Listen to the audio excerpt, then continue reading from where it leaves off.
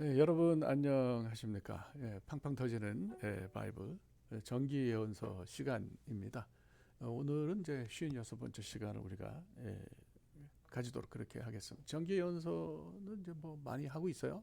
다 끝나고 제가 하여튼 11기 역대기까지 할 생각입니다. 자, 오늘은 사무엘하 19장 1절부터 43절까지 말씀을 다루겠고요.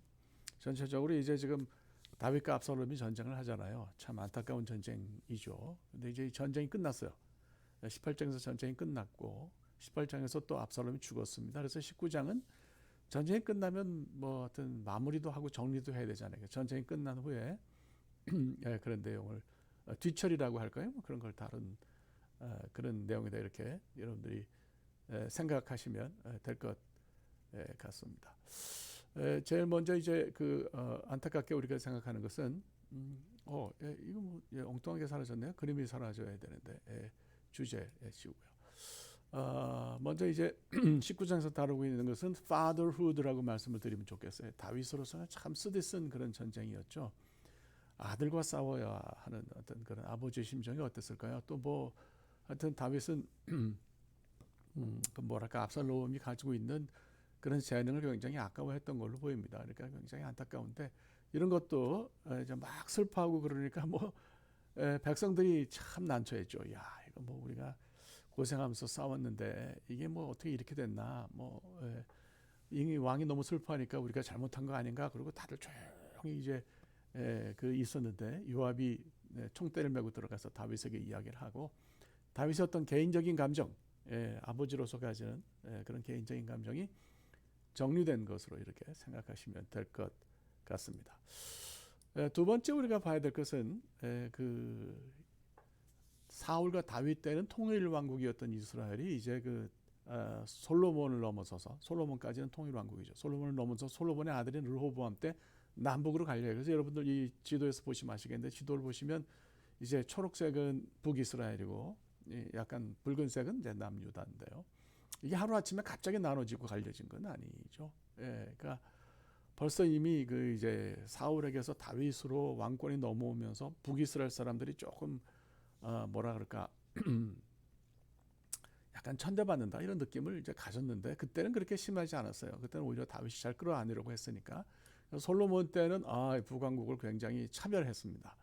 그래서 이제 그때 이제 뭐 굉장히 안 좋았고 그것이 르호보암 때로 넘어가서 나뉘었다 이렇게 볼 수 있는데 여기서도 이제 분열의 복선이 깔려 있어요. 그러니까 다윗이 마하나임에서 예루살렘으로 이제 돌아오는데 유다는 뭐 밑에 유다는 굉장히 손을 들어서 환영했지만 조금 그 북이스라엘은 느낌적인 느낌이 조금 아니었던 것 같습니다. 그래서 이미 사울 왕 후에 다윗이 애를 많이 썼지만 심리적으로 조금씩 이제 금이 가고 있었다 이렇게 봐야 되고요. 오늘 19장에서 그런 분열의 어떤 조짐이 보인다 이렇게 우리가 생각을 하면은 될 것 같습니다.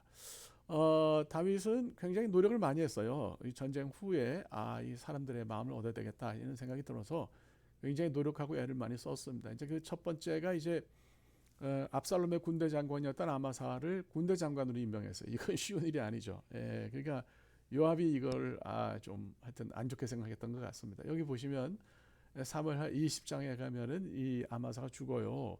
세바의 난이라고 그래가지고 북이스라엘 사람들이 일으킨 난이 있는데 이제 요압이 그때 이 자기를 도우러 온 아마사를 이제 죽이는 것을 볼 수 있습니다. 하여간 참 안타까운 일이 벌어졌어요. 요압은 뭐 무서운 게 없었던 것 같습니다. 자기 어머니가 그 수르야고 수르야는 어떤 다윗의 자매니까 뭐 그래서 그랬는지 어쩐지 모르겠는데 하여튼 다윗도 참 요압을 어떻게 하지 못했던 것 같아요. 그 굉장히 어려웠던 것 같은데 어쨌든 뭐 아마사를 끌어안았다 이렇게 볼 수 있고요. 또 하나는 북이스라엘이 자기 자신이 황궁하는데 이제 선뜻 나서지 않는 것을 서둘러 무마한 것을 볼 수가 있습니다. 대단한 제가 볼 때는 통치 도량이다 이렇게 생각해요. 이걸 뭐 지략으로 볼 수도 있겠습니다만 왕으로서 이 다윗의 특징이에요. 넓은 도량이나 어떤 통치 능력을 보여주는 거다 이렇게 우리가 생각을 할 수가 있을 것 같습니다.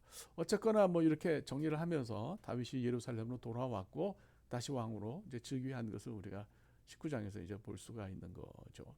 자, 돌아오는데 이제 개인적으로 정리해야 될 일이 있죠. 우선 심의죠, 심의요. 그림에서 보면 납작 엎드렸잖아요. 다윗이 쫓겨갈 때에 바후림 사람인데 시므이가 그 아마 예, 다윗을 저주했어요. 그러니까 굉장히 나쁜 사람인 거죠. 뭐 나쁘다기보다도 그냥 자기가 생각하는 것을 드러낸 건데 다윗이 돌아올 때는 이러지 않았으면 내가 차라리 죽어도 그때 한 것이 옳다 뭐 이렇게 했으면 좀 이 사람의 철학을 우리가 인정할 텐데 그냥 또 이렇게 하니까 좀 보기가 민망합니다. 자, 무비보셋도 다윗이 돌아오는데 나갔어요. 제가 볼 때는 무비보셋은 대단히 회색 분자예요. 다윗도 좀 그런 걸 느꼈는지 너 왜 나 따라가지 않느냐 이렇게 묻고 시바와 그 종이죠. 그 사람이 이제 뭐 다윗에게 와가지고 뭐 했잖아요. 그러니까 밭을 나누라고 재산을 나누라고 한 것을 볼 수가 있어요. 이 두 사람이 가장 먼저 요단 나루턱에 나타난 것을 어떻게 봐야 할지 하여튼 뭔가 찔리니까 좀 나타나지 않았나 뭐 이런 생각이 듭니다. 아비새가 요압의 동생인데 시므이를 죽이자고 하니까 다윗이 이를 만류했는데 그렇다고 해서 뭐 용서는 하고 이렇게 했지만 나중에 솔로몬에게 시므이에 대해서 이야기한 걸 보면 참 다윗도 좀 한편으로는 무섭다 이런 생각이 좀 듭니다. 자, 그 다음에 이제 꼭 우리가 생각해야 될 것이 바르실레인데요. 바르실레는 그 뭐 이런 유불리를 따지지 않고 다윗을 도왔던 것을 우리가 이제 볼 수가 있어요. 그래서 야, 참 그 사람 대단한 사람이에요. 제가 지난 주에 얘기했던 것으로 기억합니다. 그러니까 다윗이 은혜를 갚으려고 했어요. 그래서 같이 예루살렘으로 가자 그러니까 내가 뭐 나이 80인데 내가 마하나임이어서 이렇게 나이 들었는데 여태까지 살 텐데 살겠습니다 하고 자기 아들인 김함을 추천했어요. 김함이나 기억해달라.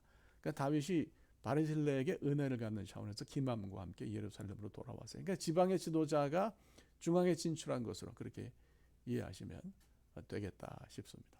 이것이 이제 19장 전체에 일어난 일이라고 볼 수가 있어요.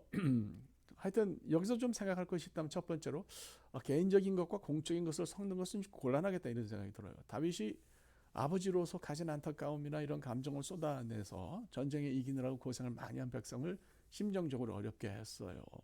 여러분 우리가 이제 잘 기억하잖아요. 모세오경을 보면 이스라엘의 대제사장은 이게 시신을 만지면 안 되니까 자식이 죽어도 장례식에 참석 못했어요. 그래서 실제로 아론은 나답과 아비후가 하나님께 제사 드릴 때는 쓰는 불이 하나님 주신 불만 써야 되는데 요리할 때 쓰는 가정집 불을 썼다가 그만 이제 불에 타 죽었죠. 이제 아론은 자기 아들이 죽었는데도 못 갔잖아요 장례식에. 백성이 슬피 울면서 대신 슬퍼하면서 장례식 치른 것을 볼 수 있어요. 그러니까 이런 거는 섞으면 안 되겠다. 이제 개인적인 생각을 공적인 것과 연결하면 나 문제가 흐트러질 수 있다는 생각을 하고 참 쉬운 일은 아니지만 이것을 잘 분리해서 우리가 생각하도록 훈련을 해야 되겠다 이런 생각이 듭니다. 이제 그 다음에 또 하나 생각할 것은 은혜를 입었으면 잊지 말아야죠. 당연히 잊지 말고 또 은혜 입은 사람에게는 갚고 자기를 반대하는 사람은 좀 힘들긴 하지만 끌어안으려고 애쓰는 것이 그것이 지혜롭다는 생각이 듭니다. 다윗이 바르실레에게 은혜를 갚았잖아요. 다윗의 큰 강점이고요. 이렇게 하면 백성들이 신뢰를 하죠. 이게 왕을 위해서 충성을 했는데 왕이 그거를 배반하거나 버리거나 뭐 이렇게 하지 않는구나. 유불리를 따져서 뭐 이렇게 하지 않는구나 하는 것을 깨닫게 되는 거죠.